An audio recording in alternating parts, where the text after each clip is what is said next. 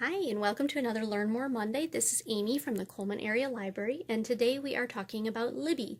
Libby is the app that we use to supply ebooks and downloadable audiobooks to all of our Coleman patrons.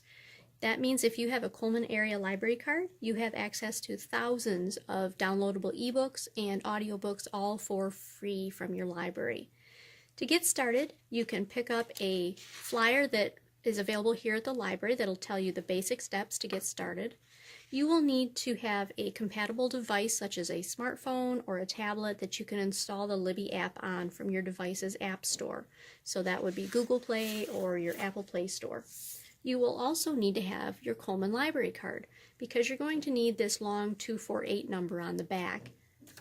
To get started, we've already installed the app, and the first questions are going to guide us through the setup. So do you have a library card? Yes, we do.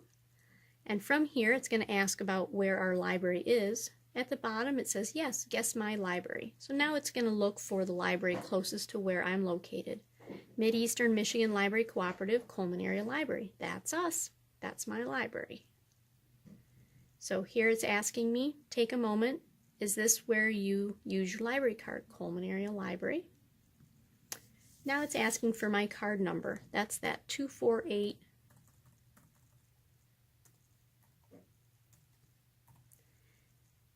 You'll look for that on the back of your card. The next question is your PIN number. The PIN is going to be the last four of your phone number. And if you feel like that might be different, or if it's not working, go ahead and give us a call or stop in at the library. It's possible your phone number changed and we don't have that updated. If your phone number has changed, it's a quick, easy update for us to do. We're going to go ahead and sign in now.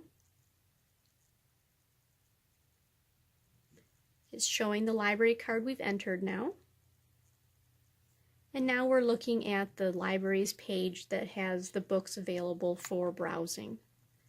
So from here, we have a few different options. We can just browse through and look at the different options. You'll see a little message here about Read with Kindle. If you are using an Amazon Kindle device, that offers you a way to set it up so that it'll go straight to your Kindle.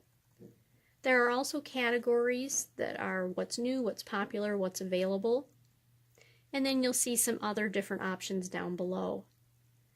If you would like to set it up so that it is showing you only certain books, over here on Preferences, you can quickly select Format, so you can choose only audiobooks, only books, or any.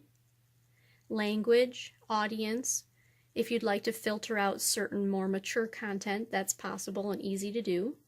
Availability allows you to show everything or what's available right now, because if a book is checked out, just like a physical book at the library, you would have to place a hold until that book is available again. So if I want to see just what's available right now, I can change that, apply preferences, and it's going to show me just what I can check out right now.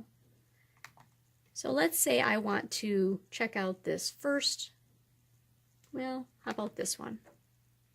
So this gives me a chance to read a little bit about the book.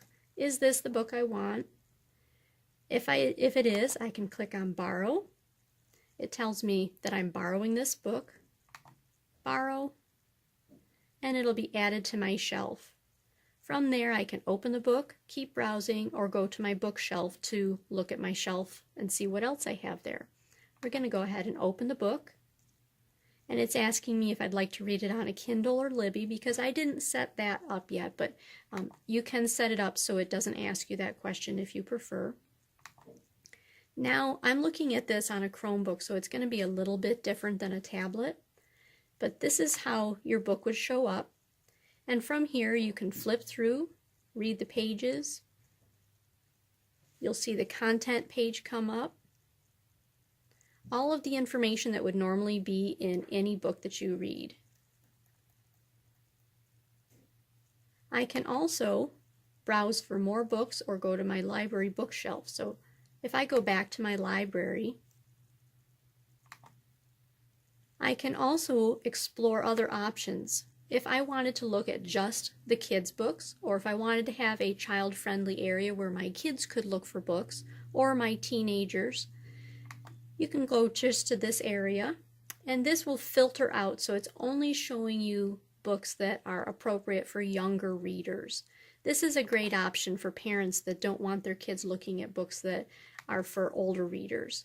So this is going to show books for young people. You can also look in the teen area, which is going to show young adult books. So these are for slightly older kids. They're not going to be appropriate for the elementary school age or the younger readers. They're going to be for high schoolers or even college students. You can also look at what's available or what's popular, what's new. And let's say I wanted to look at audiobooks. This shows me some different audiobooks that are available. And I can browse through and see what do I want to look at today. So for example, let's say I wanted to look at this book. From here I could choose to borrow it. You can borrow up to 12 items per library card at a time.